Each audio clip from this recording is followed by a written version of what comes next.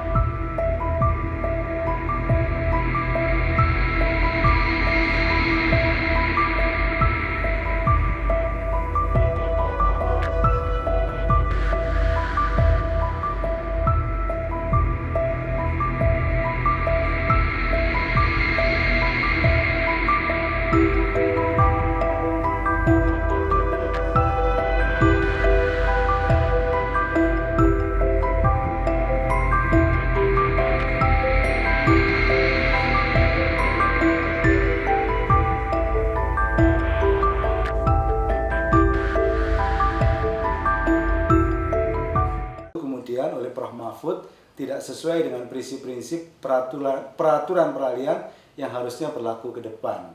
Jadi melanggar prinsip negara hukumnya demokratis. Yang kedua, kalau kita ingin bicara soal perubahan undang-undang penyiaran, tentu harusnya sinkron, koheren dengan Undang-Undang Pokok Pers, di mana salah satu kunci di dalam konteks kebebasan pers, mahkotanya itu adalah apa yang disebut dengan investigasi jurnalistik gitu.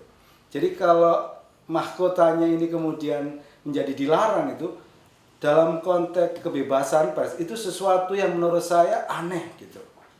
Sesuatu yang aneh di mana saja bahwa investigasi jurnalistik sesuatu yang penting, strategis, dan itu adalah mahkotanya sebuah jurnalistik, ini kemudian dilarang, itu sesuatu hal yang kemudian aneh di sebuah negara yang demokratis. Bahwa sesungguhnya kebebasan berpendapat, kebebasan berserikat itu dijamin oleh konstitusi.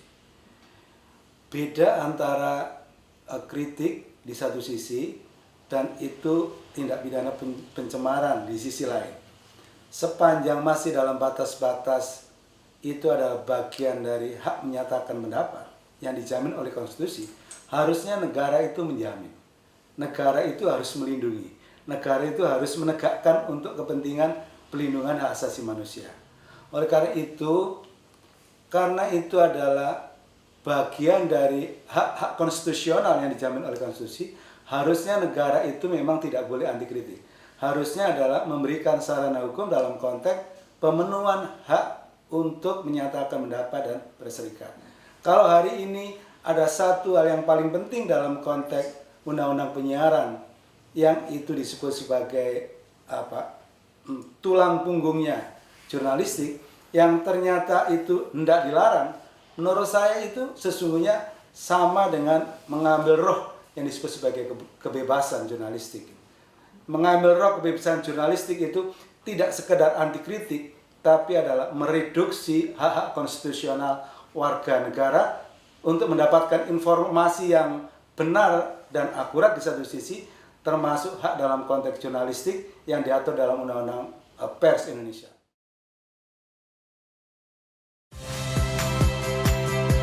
Saya Friska Clarissa. Saksikan program-program Kompas TV melalui siaran digital, pay TV, dan media streaming lainnya. Kompas TV, independen, terpercaya.